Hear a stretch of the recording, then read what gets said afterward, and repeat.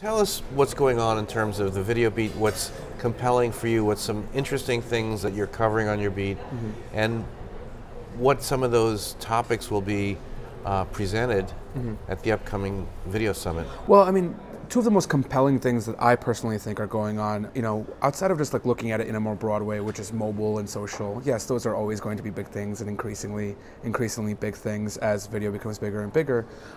If you look at what's actually happening in social, it's this new era of the distributed content model. You see a lot of publishers ranging from big ones like CNN with their great big story unit down to Upworthy and even smaller tier publishers creating content for the platforms that they're distributing to rather than trying to draw people to their own websites. So if it's Facebook, it's short videos that don't often have a lot of audio in it, use text a lot, very striking imagery because that's what works on Facebook. If it's YouTube, it's the old tried and true, maybe longer piece of content. Snapchat, it's vertical, but it's really all of these publishers looking to create content for the platforms that they're distributing to rather than one piece of content that only lives on their website. It's a fascinating thing and everyone seems to be jumping on board in varying, various degrees, but that's a pretty big one. Another thing that I'm really fascinated by is kind of the other side of video, which is what I like, which is over-the-top streaming. For a long time, it's always been Netflix, to a lesser extent Hulu, to similar extent Amazon. Those have been the three big guns. But as we've now noticed, over-the-top means a lot more than just those three. It's not just HBO now. You have smaller niche streaming services that target particular audiences with a particular appetite for content. Drama Fever has done a great job marketing Korean dramas and other Asian content to U.S. audiences. Crunchyroll in a similar vein with anime. You have NBC, of all people, launching a new comedy channel, but instead of launching it on TV, they launched CISO, and that's heavily dedicated to really satisfying the comedy geek in the world.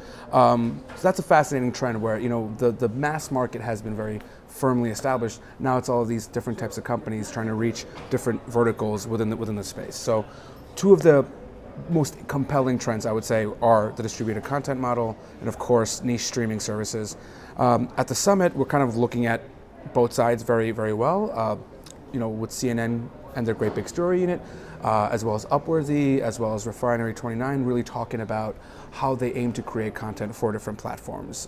Food Network talking about them really embracing vertical video and launching on Snapchat as a Snapchat Discover publisher. But then we also have CISO, we also have Drama Fever talking about how they're trying to drive people to subscribe to their channels and actually pay for them, and looking at it in a way where it's not, we need 70 million subscribers to really scale. We're looking for a smaller audience that's very dedicated to the genres that we're creating content for. The best thing about sort of the Digiday summits in general are they kind of eschew the most common type of conference that you see, which is a one-day conference with a series of panels, 4 panelists, 1 moderator, and typically what you end up seeing are people coming for their session and then immediately leaving for for whatever they have to do for the rest of the day.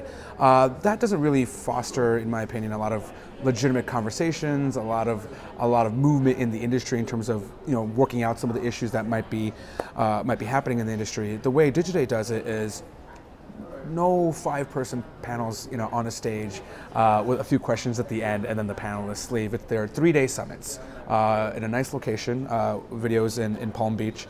And typically what we do is one-on-one conversations, or at the maximum 1-on-2 conversations about a particular topic, whether it's what an individual company is doing or a trend and how 1 or 2 companies are attacking that trend or embracing that trend. So that's always been the model, but it's also not just back-to-back sessions. It's broken down with different types of networking opportunities, different types of sessions, so it really feels like you kind of have a getaway, but you also get to learn a little bit more as well.